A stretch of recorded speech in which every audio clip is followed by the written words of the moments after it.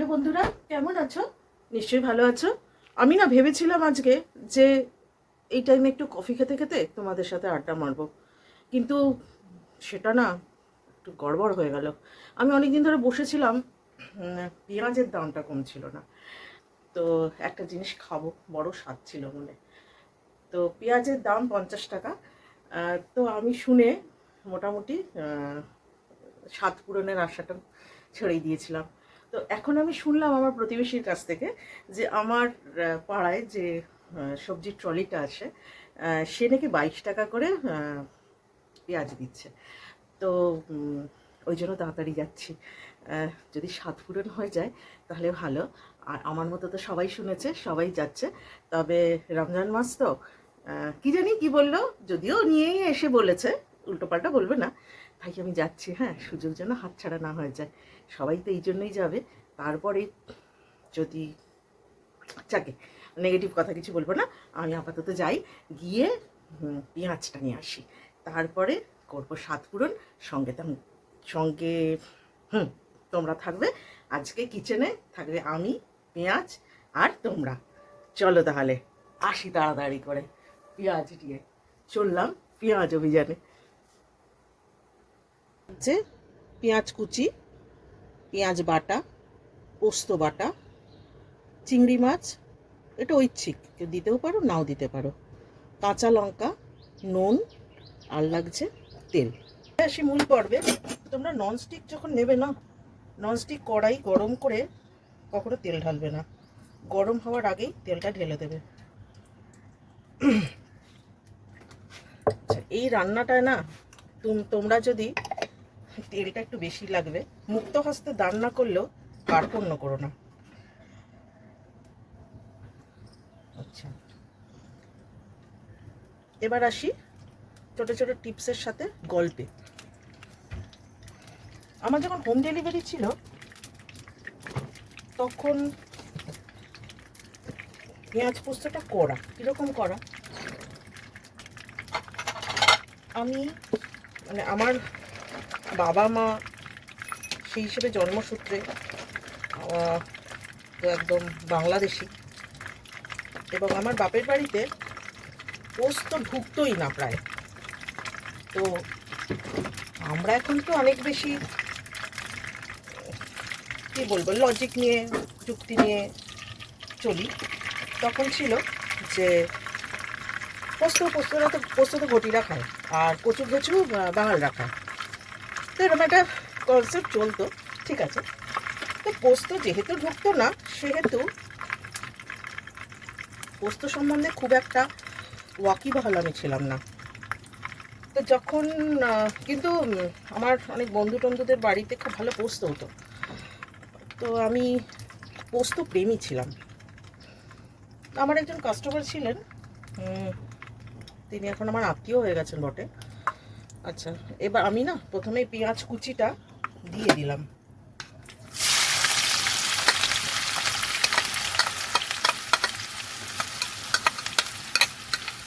পেঁয়াজ কুচিটা ভাজতে ভাজতে বাকিটা বলছি। ঠ্যাকাশ শব্দটা বড় বাজে, জানো তো। তো উনি ছিলেন বাঁকুড়ার মানুষ, উনি এবং ওনার মিসেস। উনি ছিলেন বি কলেজের মেটালজি ডিপার্টমেন্টের হেড অফ দ্য ডিপার্টমেন্ট। তো উনি আমার হাতে রান্না খেতে ভালোবাসতেন, কাশ্মীরি আলুর দম, এসব একটু মিষ্টি জাতীয় রান্না ভালোবাসতেন। হঠাৎ একদিন বললেন যে রূপা তুমি পোস্ত করো না? হ্যাঁ, পোস্ত মানে তো সেই আলু ঝিঙে পোস্ত, আলু পোস্ত এরকম করি। তখন বললেন যে তুমি আমাকে পেঁয়াজ পোস্ত খাওয়াতে পারবে? দেখি তো ঘটিদের পোস্ত আর বাঙাল হাতের রান্না, এই ফিউশনটা কীরকম হয়। উনি খুব মজার মানুষ ছিলেন, উনি এবং ওনার মিসেস। তো আমি বললাম ঠিক আছে, আমি ট্রাই করব। আমি পেঁয়াজ পোস্ত সেরকমভাবে খাইনি, কিন্তু আমি আমার আইডিয়া অনুযায়ী ট্রাই করব, এবং এটা একটা চ্যালেঞ্জ, বাঙাল ঘটি ফিউশন। ঠিক আছে, চলো। এবার তখন ভেবে চিনতে, তখন না ছিল নেট, না ছিল স্মার্টফোন, না ছিল রান্নার বই, হ্যাঁ রান্নার বই ছিল কিন্তু আমার হাতে ছিল না আর কি। তো সেই নিয়ে আইডিয়া করে আমার এক বান্ধবী আছে, আমার স্কুলের, আমার সাথে একসঙ্গে আমরা পড়তাম, এখন প্রায় আমাদের 40-41 বছরের বন্ধুত্ব, এখনও সে আছে। সে হরিহর আত্মা যাকে বলে, হয়তো সেরকম টাইপের একটা কিছু। তবে হ্যাঁ, আমরা যেরকম একটা রাম রাবণের যুদ্ধ হয়, তেমনি আবার গলাগলি ঢলাঢুলিরও শেষ নেই আমাদের দুই বন্ধুতে। তো ওর মা, কাকিমা খুব ভালো পোস্ত রান্না করতেন। আমি খানিকটা কাকিমার কাছ থেকে শুনলাম। আর ও স্কুলে না খুব হিংসুটে ছিল, ও কিছু বলতে চাইতো না, ভাবতো আমি যদি জেনে বেশি ভালো হয়ে যাই, এরকম করতো একটা। তো আমি সেই হিসেবে তার গাছটা না সরিয়ে দিই, বোধহয় তাপলে গিয়ে ও ইনজিওর্ড হয়ে যাচ্ছে। হ্যাঁ, তো ঠিক আছে, ওকে বললাম। তখন তো বিয়ে টিয়ে হয়ে গেছে, আমার যখন হোম ডেলিভারি, ও তখন আমাকে অনেক কিছু বলেছিল, মানে এইটা হলে কীরকম হয়, মানে ও আবার পোস্ত খুব নেশা আর কি, পোস্ত প্রেমী, কখন গোটা চড়িয়ে খাচ্ছে, কখনো বেটে খাচ্ছে, কখনো কাঁচা খাচ্ছে, মানে কাঁচা এই গরম ভাতে যেটা বাটা, এইরকম এরকম বিভিন্ন টাইপের ও আমাকে বললো। ঠিক আছে, মোটামুটি সেটা দিয়ে আমি বানিয়ে ফেললাম পেঁয়াজ পোস্ত। এবং সেটা বাঁকুড়ার লোক, যাদের ঘর বাড়ি হচ্ছে পোস্তর সঙ্গে, তিনি অ্যাপ্রিসিয়েট করলেন। এটা আমার কাছে অনেক বড় পাওয়া। এবং সেই থেকেই পেঁয়াজ পোস্ত এরকম করে হয়তো অনেকে করেন, কিন্তু আমি আমার আইডিয়া এরকম করে লাজবাব করে ফেলেছিলাম। এটা গেল একটা গল্প। আরেকটা জিনিস বলি, পেঁয়াজটা যদি তোমরা মনে হয় যে আমি এই পেঁয়াজ কুচিটা বেশি কেটে ফেলেছি, তাহলে তোমরা একটা কাজ করতে পারো, পেঁয়াজটায় একটুখানি মিষ্টি দিতে পারো। এখানে না মিষ্টি বলতে, আমার বাড়িতে প্রায় 5-6 বছর হয়ে গেছে কোনো চিনি ঢোকে না, মানে আমি চিনি ইউজ করা ছেড়ে দিয়েছি। সেটা হচ্ছে গুড়, আর তার না হলে লাল বাতাসা আছে তার গুঁড়ো, সে শরবতেই বলো, রান্নাই বলো, চাই বলো, সবেতেই আমি ওটা ইউজ করি। এবং বলতে পারো চিনিটা ছেড়ে অনেক বেশি উপকার হয়েছে আমার।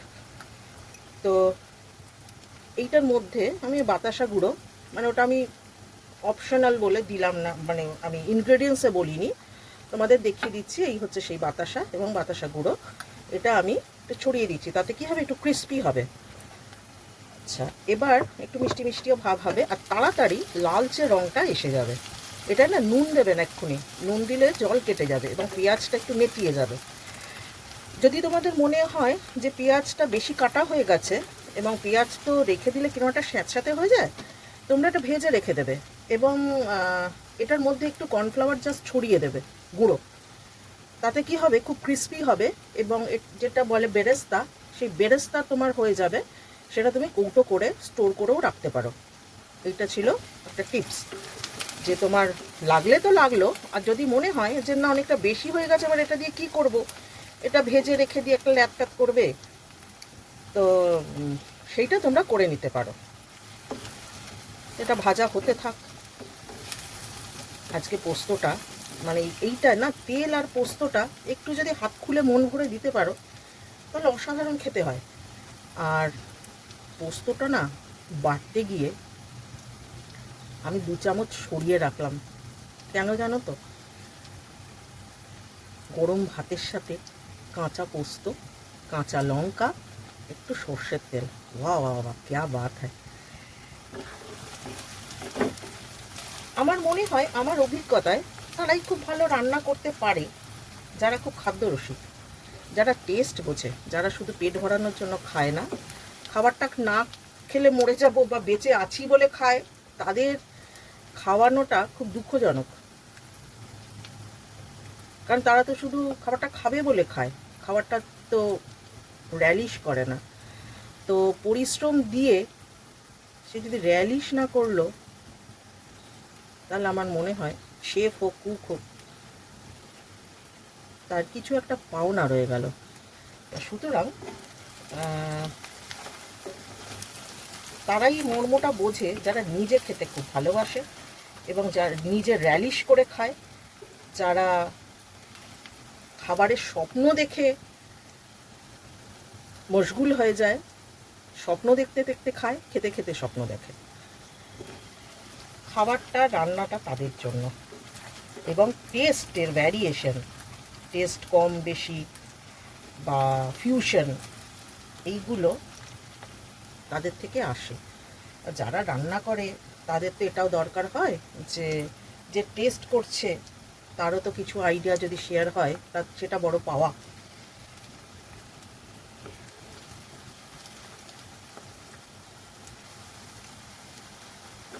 পেঁয়াজটা মোটামুটি ভাজা হয়ে গেছে জানো, এর থেকে বেশি লাল করব না, একটা চিতকুট ভাব চলে আসতে পারে। সিম করে দিই একটু, করে এবার এটা তুলে, তাতে শেষে যেগুলো তুলব সেইগুলো পুড়ে যাবে না।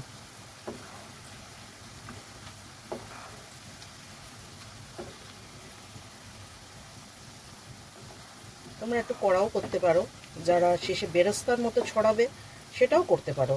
আমি সেটা করছি না, আমি না শেষে গিয়ে যেটা করব, মানে কেন করছি না সেটাও আমি শেষে বলে দেব যে আমি কেন কড়া করলাম না।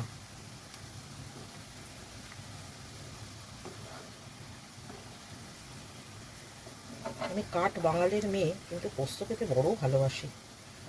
এখন আমার বাবা নেই, মা শুনে বলে কি খাই ওটার, তার কি স্বাদ আছে। আহা মা, তুমি যদি একটু ভালোবাসতে, একটু যদি আপন করে নিতে।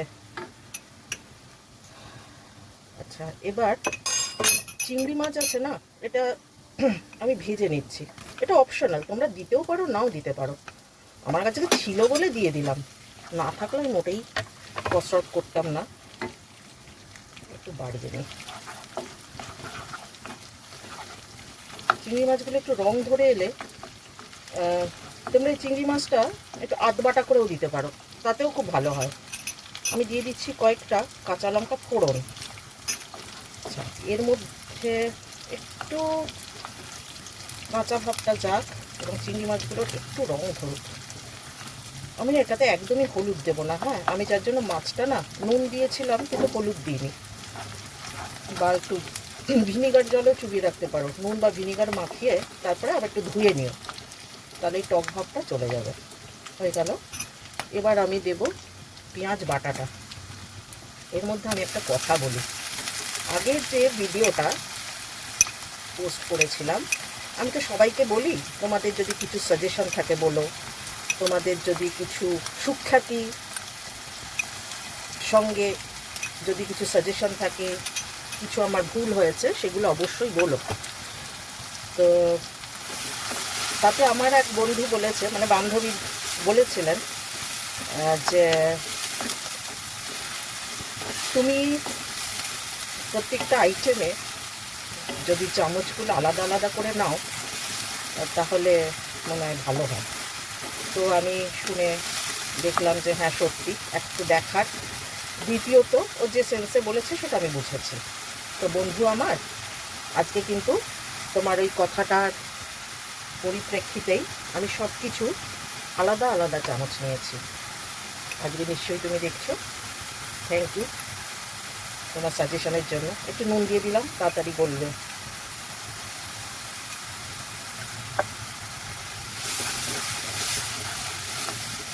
দিয়ে পেঁয়াজ আর লঙ্কাটা চড়া আছে ভাজবে।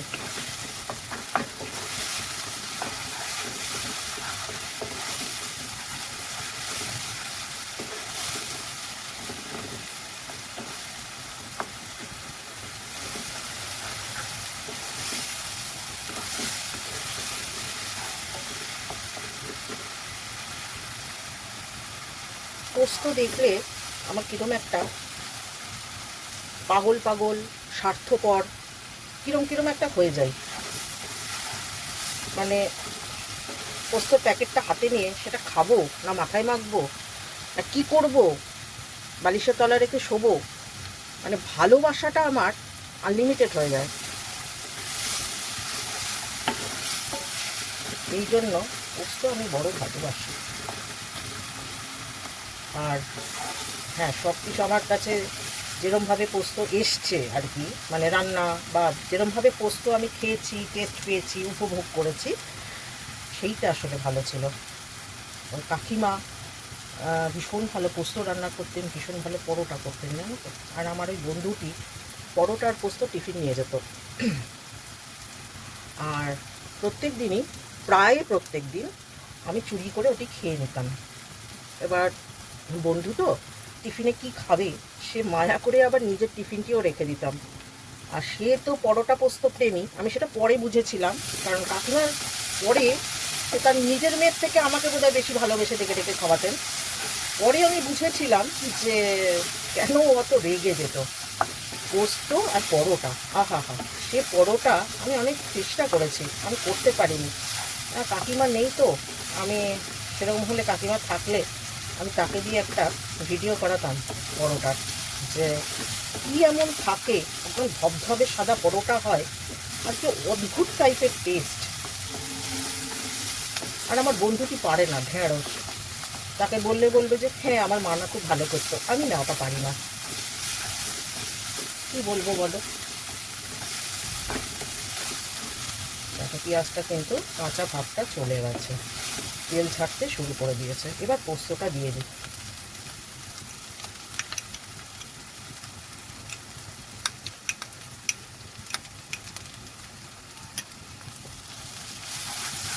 এবার সব একসঙ্গে ভেজে নিই।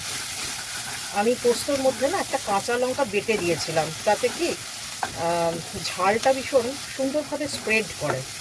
কিছুটা ঝাল স্প্রেড করলো আর কিছুটা ফোড়নে গেল। আর অনেকে আছে যতই যাই হোক কাঁচা লঙ্কা একটু ডলে খেতে চায়, মানে গরম ভাতের সাথে। সে মানে সব রকম ব্যবস্থাই একটা আইটেমের মধ্যে করে রাখা উচিত, মানে আমি অ্যাটলিস্ট করে রাখি। এবার সেই পেঁয়াজ ভাজাটা দিয়ে দিলাম। জানো কেন দিলাম? এবার বলছি যে কেন আমি পুরো বেরেস্তা করে তুললাম না। সেটা হচ্ছে পেঁয়াজটা যদি বেরেস্তা করে তুলতাম তাহলে পেঁয়াজটা একটু ক্রিস্পি এবং ছড়ানো ছড়ানো থাকতো। এই যে পেঁয়াজটা তুললাম এর সাথে অনেকটা তেল উঠে এসেছিল, তাতে কি হলো, এক তো তেলটা একটা ব্যালেন্স হলো, খানিকটা তেল আমি আলটিমেট শেষে দিলাম, যেটা একটু পেঁয়াজের গন্ধ ছিল, পেঁয়াজ ভাজার গন্ধ। আরেকটা হচ্ছে পেঁয়াজ যেটা আমি পুরো বেরেস্তা কেন করলাম না, সেটা হচ্ছে বাদবাকি পেঁয়াজটা যে অংশটা ছিল কড়া হতে, সেইটা আমি এইখানে সুন্দর করে ভাজাটা করব। তাতে মনে হয় পোস্তটা আরও জমে যাবে।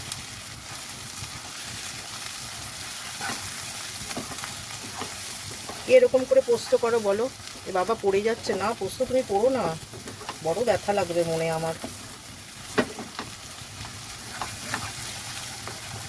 খুব ভালো করে ভাজা করবে, জানো, তেলটা যেই ছাড়বে আবার একটু ঘুরিয়ে নেবে, আবার একটু রেখে দেবে। এটা মিডিয়াম টু হাই ফ্লেমে করবে। যখন মনে হবে, আর পেঁয়াজ খুব হাই ফ্লেমে করলে একবার একটা যদি একটু পুড়ে যায় না, বড় তিতকুটে একটা স্বাদ ছড়িয়ে যেতে থাকে, যেটাকে পরে আর কিছু করা যায় না।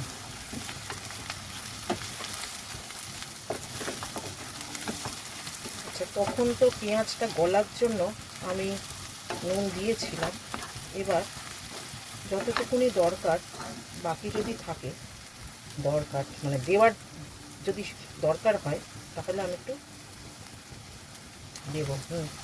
নুনটা একটু কম আছে, খাওয়া হবে তো ভাতের সাথে একটু নুনটা লাগে, যেটা রুটির সাথে একটু কম দিলেও চলে। এটা তো পুরোপুরি ভাতের আইটেম।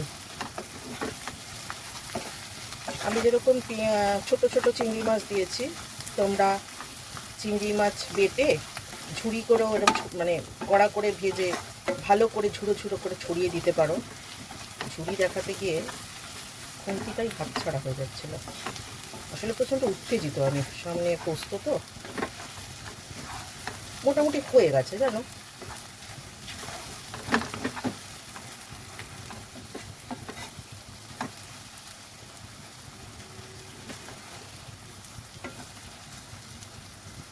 একটু গলাটা কড়া ভাজা করে দিই।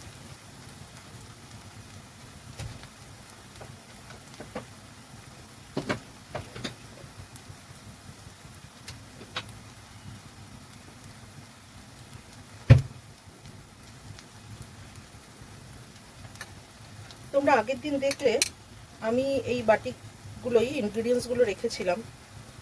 আসলে না এটা একটা ব্যাপার আছে, আমি আসলে বাটি চেঞ্জ করি না, কি বলতো, একটাতে এটা একটু কম্প্যাক্ট দেখতে, দ্বিতীয়ত হচ্ছে এই বাটিগুলো না একদম মাপ আছে একটা 100 ml এর, তো সেই হিসেবে আমি এটাতে একটু কমফোর্ট ফিল করি।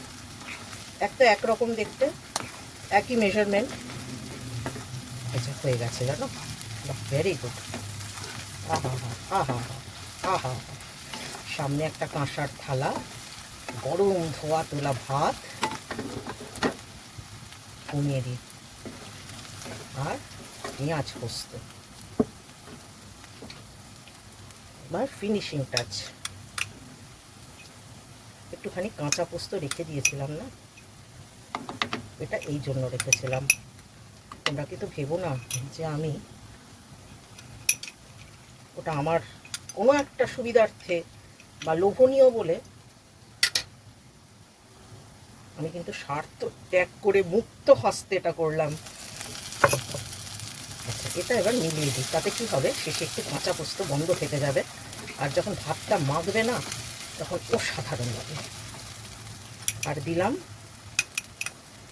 কাঁচা লঙ্কাটা যে ছিল স্লাইসটা, এটা মিশিয়ে দিলাম, তাতে কি হবে, কাঁচা লঙ্কার একটা স্মেল থাকবে ফ্রেশ। যেগুলো আগে দিয়েছিলাম সেগুলো তো স্বাদ দিল, এইটা দেবে স্বাদ প্লাস একটা কাঁচা লঙ্কার স্মেল, ব্যাস হয়ে গেল। আচ্ছা তোমরা এবার যদি চাও তাহলে একটু মিষ্টি দিতে পারো, এটা মিষ্টি আমি ঠিক করি না, একটু স্বাদটা ব্যালেন্সের জন্য করি। এটা বন্ধ করে দিলাম ফ্লেমটা, আর তো দরকার নেই। এইবার প্রেজেন্টেশনের পালা। রান্না করা এবং তারপরে প্রেজেন্টেশন একটা কিন্তু অনেক বড় পার্ট, কারণ একটা খাবারের মুখে দেওয়ার আগে প্রথমেই দর্শনধারীতে যায়, সেটা হচ্ছে দেখা কীরমভাবে তুমি প্রেজেন্ট করলে, আর তারপরে হচ্ছে স্মেল, অ্যারোমা, তারপরে যায় পাতে, ততক্ষণে খাওয়ার ইচ্ছাটা তৈরি হয়।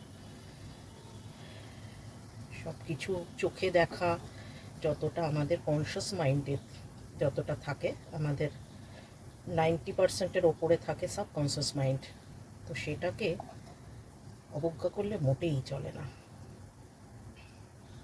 আমি এটা খুটুর খুটুর করে না সাজাচ্ছি।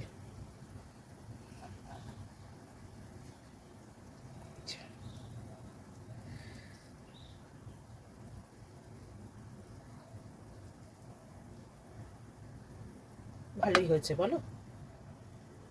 ওরে চিংড়ি সামনে আয়, একটু নমুনা দিই। অ্যাটলিস্ট যাতে বোঝা যায়, সব কি আর বলে লিখে হয় গো। এই যে আমাদের আজকের চিংড়ি পোস্ত। আরেকটা যেটা বলার, তোমরা যখন প্রেজেন্ট করবে না, এই যে সাইডে এগুলো লেগে আছে না, একটা টিস্যু পেপার দিয়ে এটা মুছে নেবে। দাঁড়া, বড্ড গরম লাগছে, প্লেটের ওপর রাখলাম। এটা না টিস্যু পেপার দিয়ে মুছে নেবে। এইটা আমি বলছি না, যেখানে প্রেজেন্ট করবে দেখবে সাইডে না উঠে উঠে উঠে থাকে, তোমরা বুড়ো আঙুলে টিস্যু পেপারটা লাগিয়ে সুন্দর করে লাইন করে করে নেবে, তাতে কি হয়, প্রেজেন্টেশনটা ভালো হয়। এই যে এই যে এই যে এই যে এই যে এগুলো না ডিফেক্ট টাইপ বলে, তো এই ডিফেক্টগুলো সরিয়ে দেবে। এত সুন্দর করে রান্না করলে ওইটুকুনের জন্য যাতে জিনিসটা আরও সুন্দর হয়ে যায়। এই রইল আজকে পেঁয়াজ পোস্ত, করে দেখো, ভালো লাগলে জানিও, একটা লাইক দিও যদি ভাল লাগে, বন্ধুদের সাথে শেয়ার করো, আর করে আমাকে জানিও কেমন হলো, কেমন খেলে। আমি তোমাদের কমেন্টের আশায় রইলাম, আর চ্যানেলটা সাবস্ক্রাইব করে সঙ্গে থেকো। ধন্যবাদ, টাটা। আবার আসবো আরও কিছু নিয়ে, আরও গল্প নিয়ে, আর একটা নতুন রেসিপি নিয়ে। আজকে চলি, সবাই ভালো থেকো, সুস্থ থেকো, সাবধানে থেকো, টাটা।